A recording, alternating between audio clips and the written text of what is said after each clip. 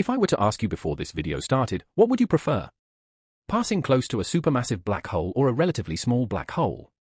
What answer would you give me? Go ahead and write it in the comments. Let me be even more specific. Would you rather pass 5 kilometers from the large black hole at the center of the Milky Way, which has 4 million times the mass of the Sun and a radius of 5 billion kilometers, or would you prefer to pass near the event horizon of a common stellar black hole with 8 times the mass of the Sun and only 25 kilometers in radius? Is it more dangerous to pass 5 kilometers from a very large black hole or 5 kilometers from a very small black hole? The answer might seem intuitive. Avoiding the large black hole and passing only 5 kilometers from the center of the small black hole seems more sensible. If you chose that, you're wrong, and you would be dead. In a unique way, your ship and your body would be pulverized by a gravitational force, 100 billion times stronger than the gravitational force on Earth's surface. I know this may sound strange, but smaller black holes are the most dangerous. Black holes are extremely simple objects.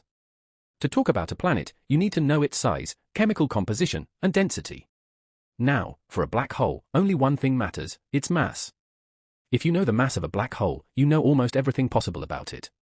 Black holes are the most extreme concentrations of matter in the universe. Matter is so compressed that not even light can escape its gravity. The point in space from which gravity is so intense that not even light escapes is known as the event horizon. The event horizon is the perfect sphere of darkness around the compressed matter, which is the visible part of the black hole. The reason smaller black holes are more dangerous lies in the distance between the event horizon and the center of mass of the black hole. The gravity around a black hole depends on only two things: its mass and the distance to the object being attracted. The mass is specific to the black hole, and the distance varies from object to object. It's the distance that is the main factor in gravitational attraction. If a black hole doubles in size, its gravity becomes twice as strong. However, if you get twice as close to a black hole, the force it exerts on you becomes 4 times stronger, meaning gravity changes with the square of the distance. We can see this in the formula for gravity in classical physics. Force equals a constant times the masses of the objects divided by the square of the distance between them. Distance is by far the term that most affects the force of gravity and is the only term you could control inside a spacecraft. In small black holes, the event horizon is much closer to the center of gravity than in supermassive black holes. Because of this, it's possible to get much closer to the mass causing the gravitational force in small black holes. This means that gravity is much more intense near the event horizon of small black holes. And more dangerous than the gravitational attraction is the difference in gravitational force between different parts of your ship and your body. This difference in force is tidal force, which is the real danger of small black holes. If your entire body is falling into the black hole at the same rate, it's not such a big problem. You will die anyway, but at least it won't be gruesome.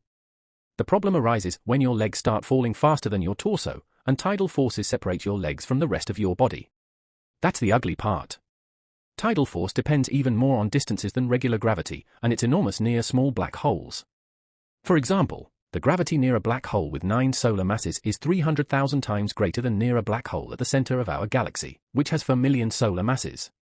But tidal force is 200 million times more intense in the small black hole. So, going back to our example, if you chose to pass 5 kilometers from the supermassive black hole at the center of our galaxy, you would feel your leg being slightly pulled toward the black hole. On the other hand, the leg of someone who chose to pass near the small black hole would be accelerated a few million kilometers per second faster than the rest of their body. Imagine you take 2 ships, attach someone's body in the middle, and make the 2 ships move away from each other at millions of kilometers per second. Not a pretty sight. In other words, all of this means that your legs will become millions of times heavier than your torso, causing your legs to separate from the rest of your body. The same applies to your ship and everyone inside it, who will be torn apart by a force equivalent to a hydraulic press with 6,000 tons. You would turn into a large spaghetti of flesh, and that's where the term spaghettification comes from, which is the name of this effect. The moral of the story: watch videos from our channel every day so that you don't come close to black holes unnecessarily. Thank you very much, and until next time.